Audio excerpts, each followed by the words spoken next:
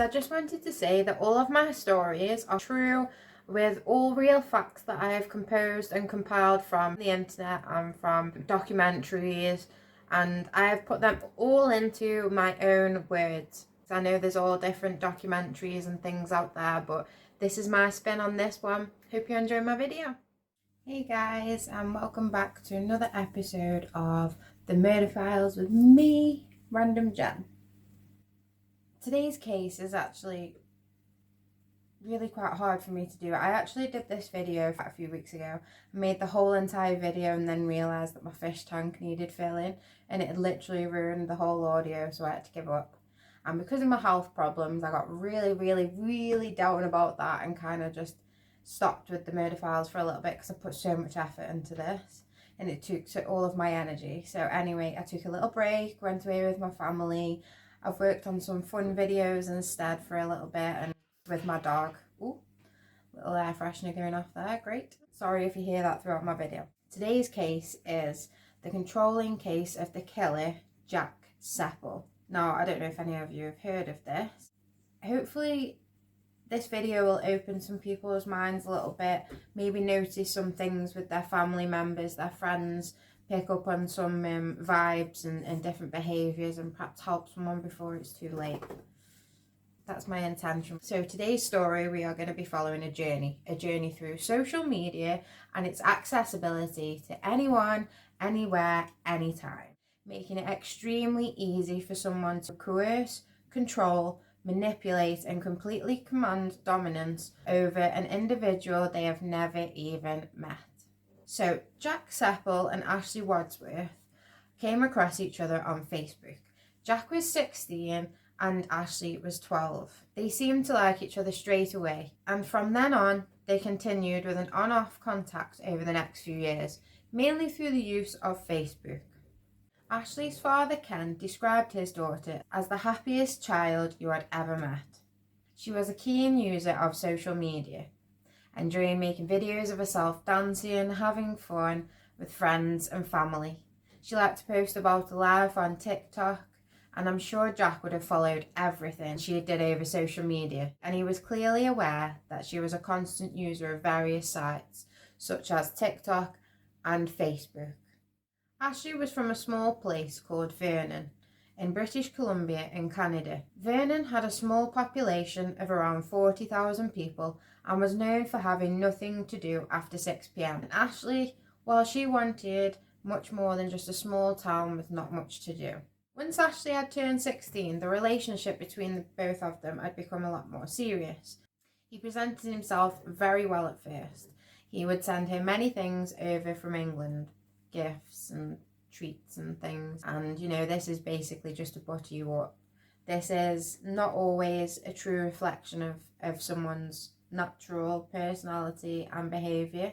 Gifts and things like that, they're not always genuine. It can be hard to differ between the two. I'm just hoping with my stories like this that I can help it open people's eyes, and they can perhaps, like I say, see for yourselves that you're not being treated the right way, or somebody close to you.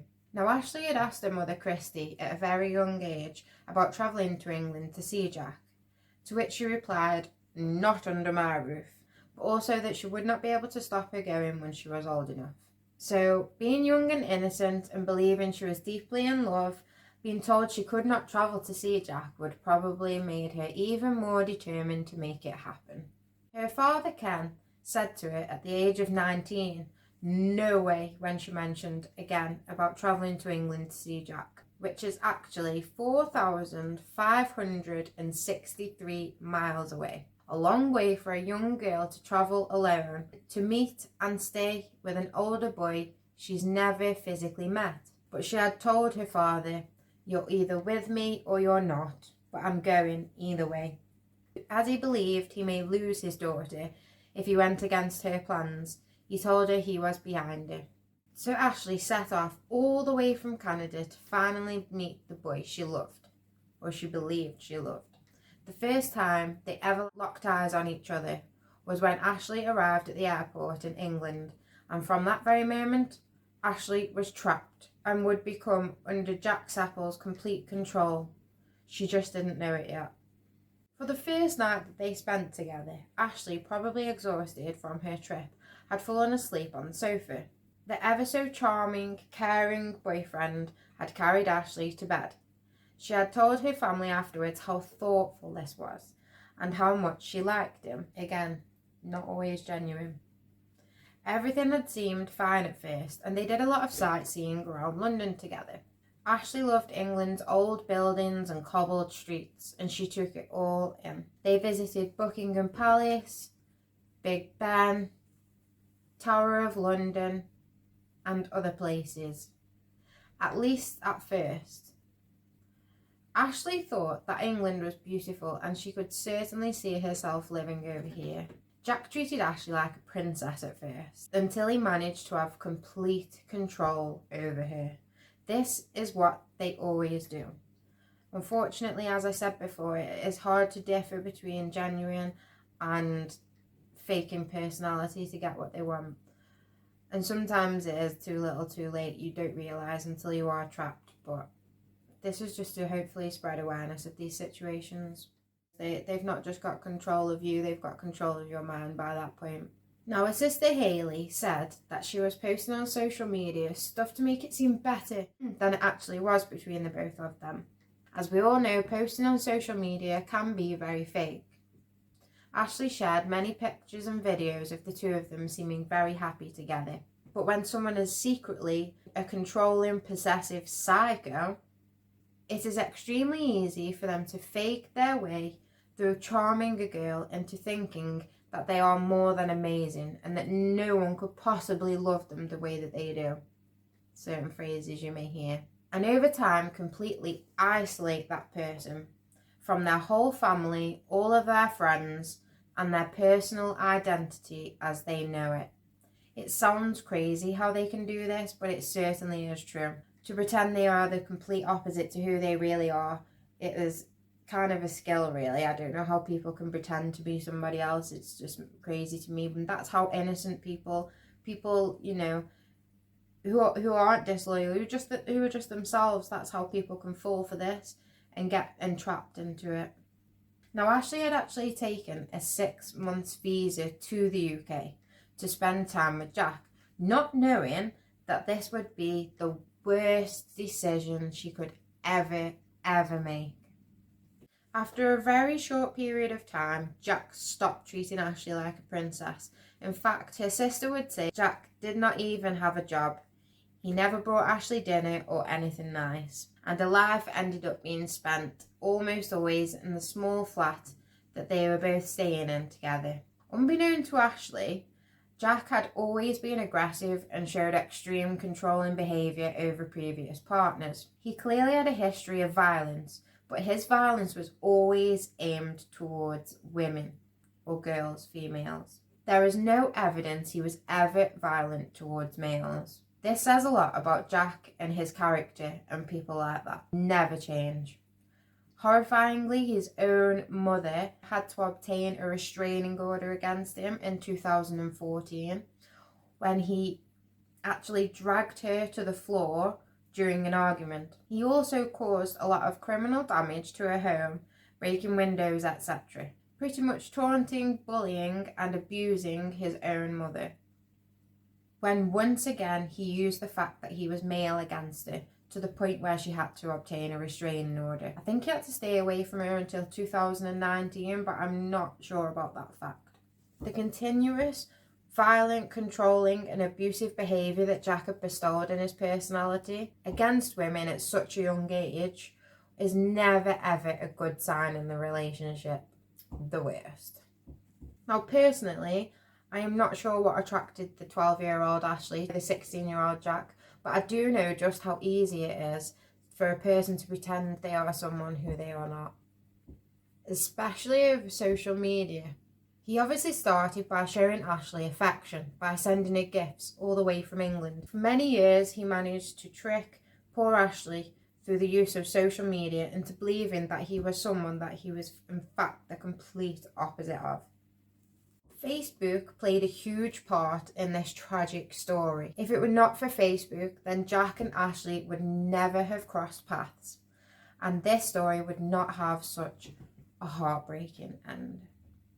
In 2014, the same year that his mother had to obtain a restraining order against him, was the same year that Jack's offending began. Strangely enough, this was involving social media, more specifically Facebook. He was using threatening behaviour to harass a girl when he did not get his own way with her. Now clearly this was the beginning of it all, and probably when he decided to take on a secret, fake personality and a charming and loving persona towards girls, which as we know was the exact opposite of Jack Seppel's real personality. But he knew he was able to do this, and by doing so he could get what he wanted. At the age of 16, when he came across Ashley, who was only just 12, he realised he had the perfect target. And he clearly, over the years that followed, did not give up on this. It can be so easy for this type of person to hide who they really are. A monster. Now Ashley, only 19, finds herself basically alone in a foreign country with a 6-month visa, completely cut off from everything she ever knew. Yes, she stayed in contact with her mother and her sister, but would never want her mother to worry about telling her the horrific way that Jack was treating her.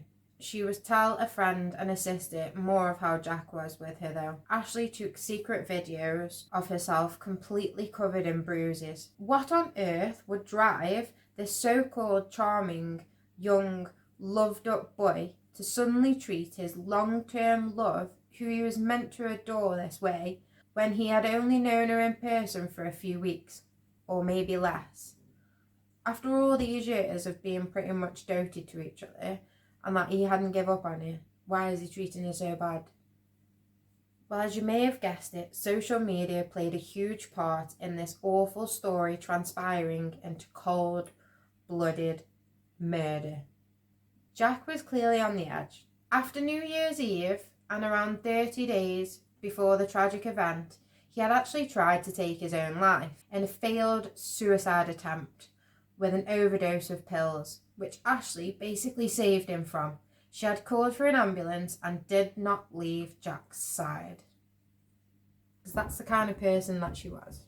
Ashley's sister Hayley thought that this overdose was a sick game in his head for attention from Ashley, and she could be very right. After Jack's failed suicide attempt, he became much more controlling over Ashley and her things. From here, he just got much worse. Ashley would tell her sister to quieten down when they would be on FaceTime together, and Jack was around. Or don't say that. She was clearly could not hide at this point just how controlling Jack's behaviour had become, and just how worried she was about the comments that her sister might make to set him off, and the repercussions she may face from this, because of course she would be the one facing the repercussions. This could have been one of the reasons that he covered poor Ashley in bruises, purely because she had socialised with family. They make you believe it's wrong to do so, or at least frightened into command and control at this point, that you dare not go against them in any way, as the punishment for doing so would be severe. Ashley's cousin Callie said to journalists that Jack had become very possessive over Ashley's belongings, especially her phone. He started to ask her for social media accounts and passwords, and ended up with full access to everything. When someone is that obsessed and controlling with you, you only have to look up at another man or a woman and they make you feel like you have cheated on them.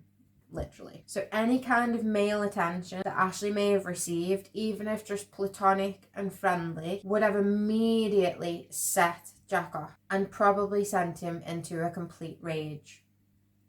I know.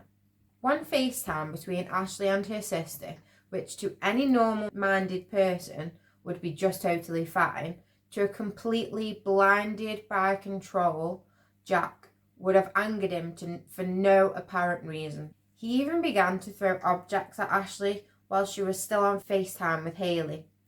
He was clearly at the point of no return. He just did not care at this point. Another FaceTime between her and her sister, Jack had actually hit Ashley over the head with a glass cup. It was at this point that Hayley decided to tell their mother just how bad things had really become, in the volatile relationship in such a short period of time. Just literally weeks. This must have terrified and destroyed Christy, their mother, to have been kept in the dark, but you have no idea just how scared Ashley would have been for her to find out, for multiple reasons. And one probably being that she would not have been able to reach her in time to help her before the mental Jack would have reacted. Remember, Jack and Ashley are in England, in a place called Chelmsford in Essex, and her family are all the way over in Canada. It's not just down the road. At this stage, the stage of Ashley perhaps leaving Jack, is the most pivotal and is always the most dangerous time for the abused to try and escape their situation. It is so common for a murder to be committed at this point, where the abuser believes they are losing control.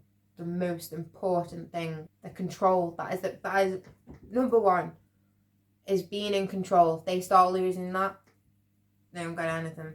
And for one or many reasons, it seems the only thing to do or way out for them in their sick minds. When the abuser feels they are losing control, this means everything to them. And murder is very often on the cards, and Ashley would be very careful to take secretive measures to try and get help. Jack had logged into all of Ashley's social media accounts. He had deleted all of her posts, he had changed all of her password, and then proceeded to smash Ashley's phone. He was taking all of her independence, security, and any chance of being able to reach out for help away from her. She had now become completely isolated.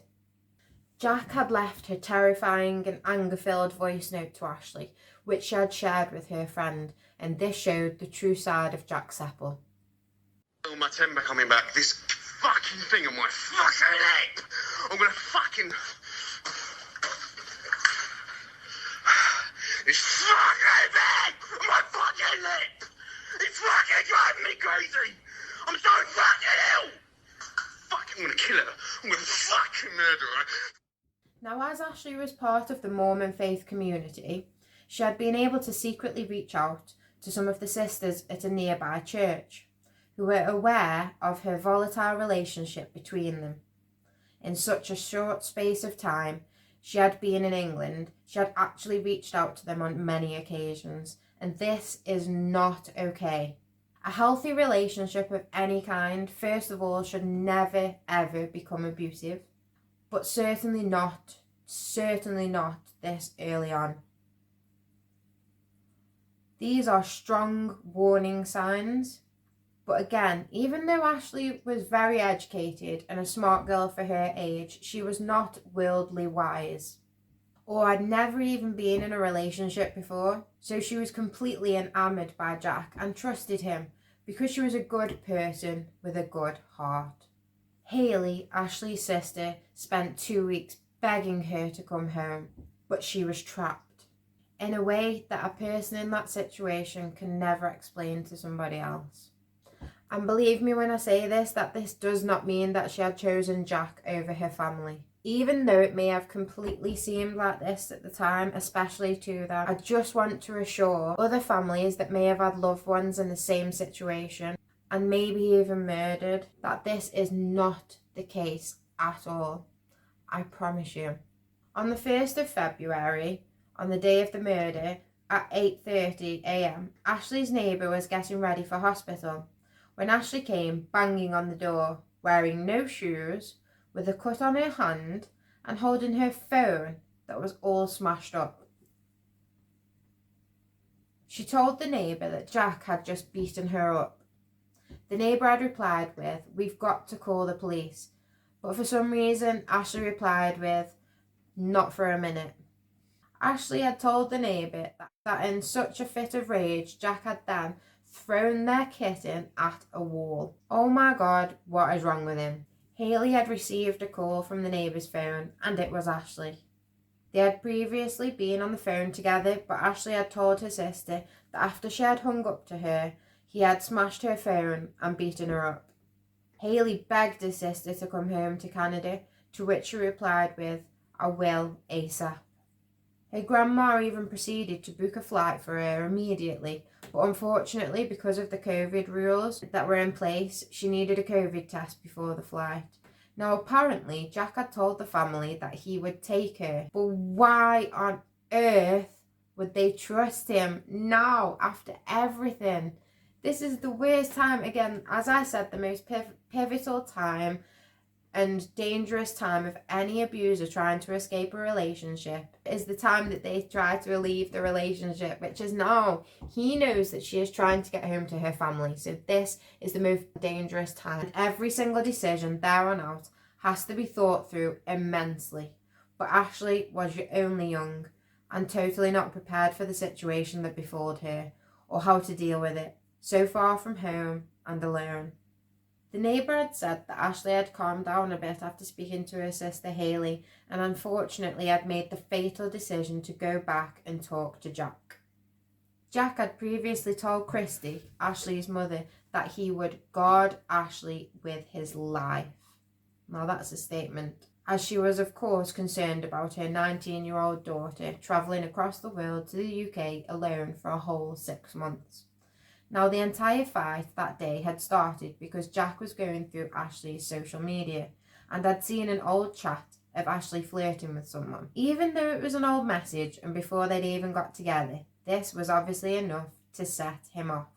Jack had freaked out when he had seen the old chat, and Ashley was on the phone to Hayley. Jack had proceeded to beat her in front of her sister.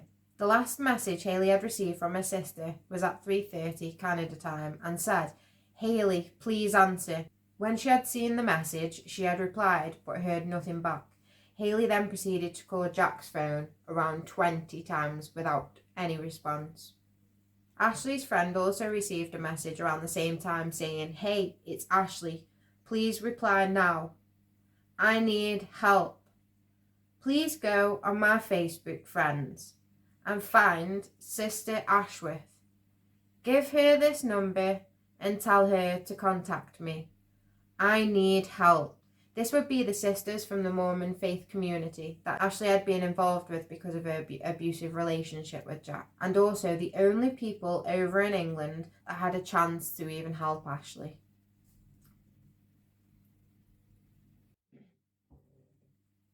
The only other person was her worried neighbour, who at 1:10 p.m. UK time had decided to go around to the flat and knock on. She even shouted through the letterbox, to which Jack had shouted, "We're in bed." She wished in that moment that she had called the police. Ashley's grandma proceeded to search through Facebook to find the Mormon church to request someone to go and knock on and check on Ashley. At 3:59 p.m. UK time, Jamie, one of the sisters from the missionary, and one of the other sisters went to Tennyson Road, where Jack and Ashley were staying, caught on CCTV. When they arrived, they knocked on and could hear muffling, but no one responded. So the sisters, knowing the danger that Ashley was in, took the decision to call the police, where they gave a brief explanation of Ashley and her abusive situation with Jack. Police took this seriously and were quick to respond to the address in Chelmsford, where they banged on the door and shouted to Jack and threatened to kick the door in. The entirety of this gave Jack ample time and chance to do stuff like hide evidence, harm himself, or harm somebody else. But eventually the male officer took 3 failed swoops at the door and it broke down. Immediately, the first door on the right, there was a bedroom. Police entered and found an unconscious Ashley on the bed with Jack sat right beside her. The scene was described by police as truly gruesome, where there was a large quantity of blood that surrounded Ashley's lifeless body. Jack was actually on the phone with his sister when the police burst in. The police, shocked by the scene, had asked Jack what had happened, to which he chillingly replied, "I went psychotic. I'm sorry. I've strangled her and I've stabbed her." Her neighbour saw the police outside and wondered, what has he done now? She decided to go around and see. After her earlier encounter with Ashley, and before police could stop her, she had seen it all, and I'm sure the scene has scarred her ever since. Jack had strangled and proceeded to stab Ashley over 90 times in her chest area, which just shows complete loss of control and intense rage taking over. Oh, and remember how Jack was on the phone to his sister when the police burst in? Yeah, that was FaceTime, where the absolute sicko, after murdering Ashley, decided to show his sister through FaceTime her poor, lifeless body, like he was proud or something. Why would his sister want to see that, for one? And why, if he just lost control, was he then filming it and showing his sister? There's many questions. At the police station, Jack would stay quiet and just reply no comment to all questions he was asked over 3 interviews where he sat with his female lawyer. I wonder how she felt about that. She seemed to be sitting a little bit far back and out of the way of him, I must admit. Following the news of Ashley's death, one of Jack's previous partners had contacted the police and told them he was unpredictable, jealous and insecure, a recipe for disaster in a relationship. She also told police that Jack had put his hands around her throat when she told him she wanted to break up with him. Extreme, overt, dramatic behaviour to be very, very wary of in a relationship. Back at the murder scene, medics had removed Ashley from the property and had laid her body on the lawn to do as much as they possibly could to save her, but unfortunately there was no saving the beautiful 19-year-old. She would have actually passed away hours before they even arrived.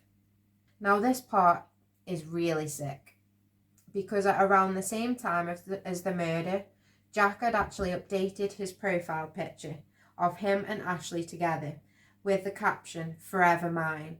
Now, just how sadistic is that? Again, it's the same, like, if I can't have you, no one can. Specialists now had to search the residence for the murder weapon to help solidify a conviction against Jack Seppel. The knife was found behind a radiator and was stained with Ashley's blood. The court was told that Jack had a history of harassment over previous partners, and 2 other women had obtained restraining orders against him. Seems to be a bit of a connection here, a bit of a, oh God, what's the word I'm looking for? Oh, I hate that. What's the word? Tell me the word if you think of it, guys. Ashley's father told the court he had been against his daughter taking the trip to the UK. Ashley's mother, Christy, said, "My life and those of my family will never be the same. This is a nightmare, and thanks to you, Jack, we will never wake up from." Powerful words from a grieving mother, helpless in distress of the loss of her child. Nobody should ever have to bury their child. The family were worried that Jack would use his mental health to diminish the responsibility for the murder. It must have taken so much strength for her parents to fly to England to face their daughter's murderer face to face. The last time that Ken had seen his daughter was when he had dropped her off at the airport to see Jack, where she was so excited and focused on getting on that plane to the UK that she didn't go back for a second goodbye. And Ken would never see his daughter again. Eventually, Jack Seppel, aged 23, admitted to murdering Ashley Wadsworth, aged 19. When sentencing Jack, Justice Murray said, "Your criminal record shows a clear history of violent and controlling behaviour towards numerous women. Also, that it is beyond doubt that you have killed Ashley Wadsworth in a brutal and violent attack." Justice Murray described Ashley as a young woman with a loving nature who was clearly deeply loved by her family. Ashley Wadsworth was strangled and then stabbed to death on the 1st of February 2022, receiving wounds to her chest, which actually pierced her lung, her liver, her stomach, and even her heart. Bruises were also found on her face, neck, and both of her arms and both of her legs. This attack was extreme and complete overkill from somebody who was meant to love and to take care of her. So sad. Jack pleaded guilty to the murder of Ashley Wadsworth and received life with a minimum of 23 years and 6 months. Detective Superintendent Scott Edgerton, who led the murder investigation, said, "In every detective's career, there is always that one case that stays with them, and this was my case." Ashley's father said he offered her love and gave her death. Now, they are some strong and powerful last words of a father who is in the very same room as the man who murdered his daughter. I can only imagine his pain and how much he held back. Although very sad, of course, I think that this story is a very strong example of just how powerful the use of social media can be and how it can be used to access the minds of vulnerable people, even convincing them they are someone that they are not at all, for many years even, and how it can result in cold-blooded murder. Please be aware of your family and friends in similar circumstances and take action, and do not think because they are staying away from you that this means that they do not love or care for you. It is probably quite the opposite. Desperate to get home, realising what they had too late. They are probably stuck in a situation, and I mean stuck. It is hard to explain to anybody else who has not been in such a controlling, abusive relationship where you've physically controlled, you're mentally controlled and coerced into believe in certain things and behaviours, and you can be cut off from your family before and your friends and everybody before you have even noticed. If anybody thinks or believes that their family or friends are in a situation like this, please reach out to other family members and friends, talk about it. You know, you don't have to bring it to that person's attention or obviously the abuser, even the police, anybody. Just please do not ignore any of these signs. If you see any of these signs in somebody that you love or care about, please take action. Thank you for watching my video, and if you like it, comment, subscribe, share. I will definitely make some more of these videos. It just takes a lot of time and effort and energy that I do not have much of. I can barely talk right now, my throat is burning. I need to go and sit down with my warmies and get a brew. Thank you so much for watching. Take care, watch out, be careful. Always be careful and be aware of the warning signs. Thank you for watching my video. I appreciate it. Random Jem.